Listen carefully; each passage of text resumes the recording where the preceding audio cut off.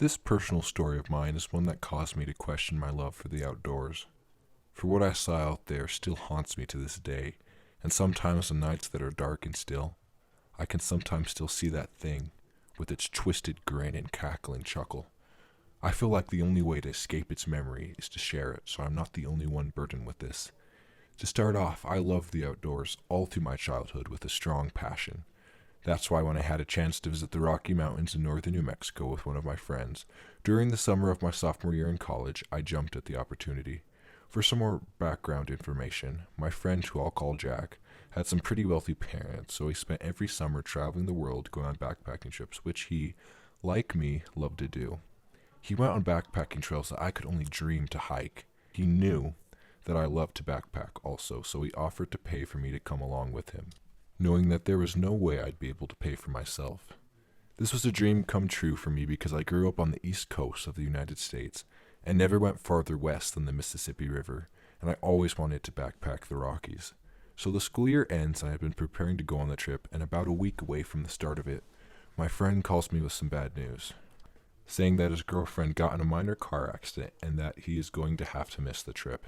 He did, however, say that I could go by myself if I still wanted to. My natural instincts told me that it's stupid to go in the woods alone, especially in unfamiliar territory. However, this opportunity was too big to pass up, so I told him that I would.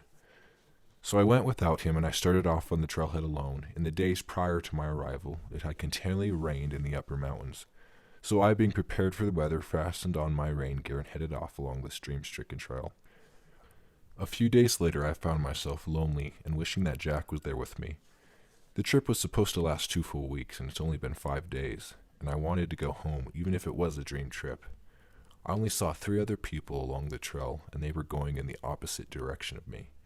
Now I was thinking about calling it quits at the next stop in a small town that was 40 miles down the trail, because sure, I was seeing beautiful sights, but what was the point if I had no one to share them with? I wanted to get the 40 miles over with, so I continued to walk as the sun went down and hid behind the cold mountain tops. It only took a few minutes for the darkness to creep upon me at the end of that day, but I, being determined to get home, continued on my journey with a headlamp. I didn't stop to eat dinner, so I just snacked on beef jerky while I backpacked along. I figured I made a stupid mistake with trying to get a little further during the night because now I was submerged in darkness. So I stopped where I was and walked only 5 feet from the trail to set up my tent. I was supposed to camp a minimum of 50 feet off the main trail, but it was so dark I decided to break that rule just for tonight. So I set up my tent and lay down on my bed mat while hiding my face in the sleeping bag. I then slowly drifted off to sleep, listening to the sounds of nature that surrounded me. Later on, the night turned to a cold and crisp breeze. I heard a rustling coming from the outside of the tent, and at that time thought it was nothing. Then I felt the tent shake a little, and heavy breathing with snorts could be heard. The hairs on the back of my neck stood up, and shivers ran up and down my legs. I tried to be as still as I possibly could, as to not draw any attention to myself. Then I heard nothing, like the world stopped turning. And out of nowhere, the tent was slit with a stripped gash. I tried to get out of my sleeping bag, but whatever it was now on top of me. I felt my bones on the brink of breaking due to the large weight. It felt like one large paw on top of my back. The claws from it were slightly drawing blood from where they rested. I stayed as still as a rock, unmoving because my life depended on it. Whatever it was on top of me finally got off, but never completely left the area. I finally gathered enough courage that I peeked my head through the top of the sleeping bag and looked at the destroyed remnants of my tent. I then heard the footsteps and looked and beheld a gigantic grizzly bear that had its face in my bag looking for food. I then remembered that I forgot to tie my bag in the tree to keep bears and other animals from reaching it. I was just too tired that I forgot, and now that simple mistake may be the cause of my death. I knew not to move a muscle or to look the bear in the eyes, so I just stayed in my sleeping bag and demolished tent for the rest of the night undetected by the bear. The sun finally dawned over the mountains. I had stayed up all night, terrified to the point I was immovable due to shock. I finally shook out of the trance and saw that the bear had moved on. My heart soared and I felt like a great burden was lifted off my back. But then I remembered about my backpack and my heart sunk. I got up and examined the damage done closely. My bag was torn and supplies were scattered. I saw all of my snacks and food were gone and only crumbs with ripped wrappers were left. I did, however, rejoice when I saw that my water purifier was unbroken, so at least I would have clean water. I thought to myself that I may have survived the bear encounter, but without food or most of my supplies, I would be lucky if I'd be able to last 3 more days. I now was in the middle of the woods with no tent, no food, and really no hope. The backpacking trail was so long and rocky that most backpackers avoided it, so getting help from other backpackers along the trail was very slim. Plus, even if I did run into other backpackers, they probably could not spare me much, because in backpacking, you carry the bare minimum, so I knew I was in trouble. I scavenged what I could and fashioned my pack back together with some chewed-on twine. I then quickly got back onto the trail where I looked all around me for campfire smoke or backpackers, but there was none to be seen. I gave up and just continued along the trail with my head hung low. But then there were footsteps coming from up the trail, and my hope soared. I ran to where the sounds were coming from, but to my amazement, there was no one there. So I then turned around and began to walk, but then noticed a slim, pale man standing on the trail only 10 yards away. I was surprised in how he snuck up on me, but I didn't care because now I had hope. So I talked excitedly while walking towards him, saying, I was attacked by a bear and lost all of my food and some supplies, and I was wondering if I could. I stopped, mid-sentence. My inside seemed to twist with a sickening feeling, and I felt like something was off about him. The man just stood there looking at me for a moment, and then answered in a low-toned, scratchy voice. My cabin is just down this hill next to the river. If you follow me, I can show you, the man said while he gestured down the hill. I had mixed feelings about following the man, but I had no other choice, so I overruled my better judgment and followed. As we went down, the sky dimmed to darkness as if it was night. We went far off the trail, and I felt my legs fall numb, as if where I was going was ripping at my soul. I didn't have time to think as we were already at the bottom of the hill.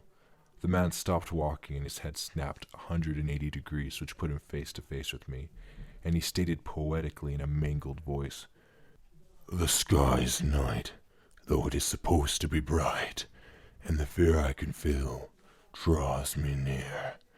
You can't run nor hide, so give up your pride, and I shall blow away your strife by taking your life. As soon as I heard this, I knew I made a mistake by following him, and I broke out a straight sprint for the hill. But as I tried to climb it, the rock and dirt turned to brittle sand. The hill became steeper, and I could not climb it without sliding back down because the fine sand provided no grip. I heard the man say again from the poem, And the fear I can feel draws me near.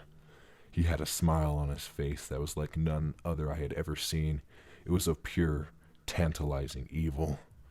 I then darted towards the river, but then suddenly it overflowed with muddy water, making it impossible to cross without drowning. I kept hearing the twisted poem replay in my mind. I backed away from the river, and I felt my shoulder bump something, which caused me to turn around swiftly, and I turned to see the man standing right behind me. I then asked with my body trembling, Who are you? What is going on? The man then smiled as he disappeared in a pile of dust that scattered in the cold, uneven wind. I looked around, wondering where the man had left to, and I knew I couldn't escape because whatever I tried was blocked off, so I gave up and curled up in a ball.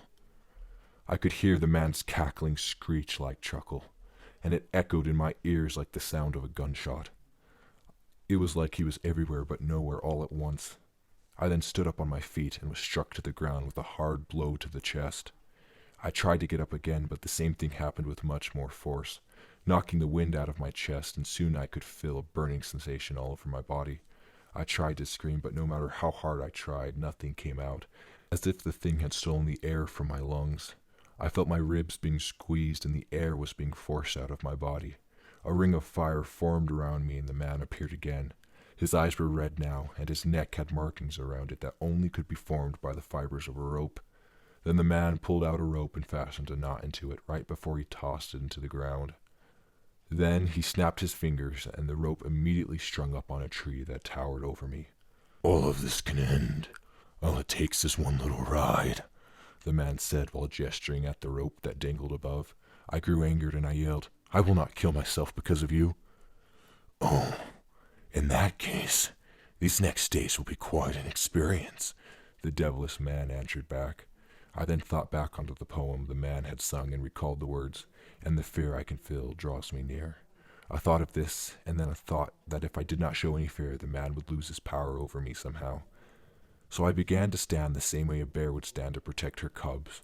I cleared my thoughts and stopped sweating. The man saw this and said while cackling, "You thought back onto the poem, I see." The man's tone intensified as he continued, "You're a smart one, so it'll be fun to break you. You will fall like all the others before you." The man lifted his hands, which were now turning a reddish color to the darkened sky, where now there were trees full of hanging bodies. They swayed in the wind and were so close to each other they would continually bump one another. I did not flinch a muscle, for I was going to live through this to see my friends and family again. The man began to talk with a smirk on his face. "You're not scared of this? All of these hanging bodies are the ones who came before you. They are all mine now, and don't you think it is quite an impressive collection?" The devilish man looked up at the bodies and continued, "I did not kill a single one of them, but simply pushed them to the breaking point. The same way I am going to push you." I broke the man's endless taunting. "I will not let you get into my head and cause me to spill my own blood." The sky lightened a little bit, and the man's powers began to dwindle down. "You're fighting the fear which I impose upon you. Your might be strong, but not strong enough for this."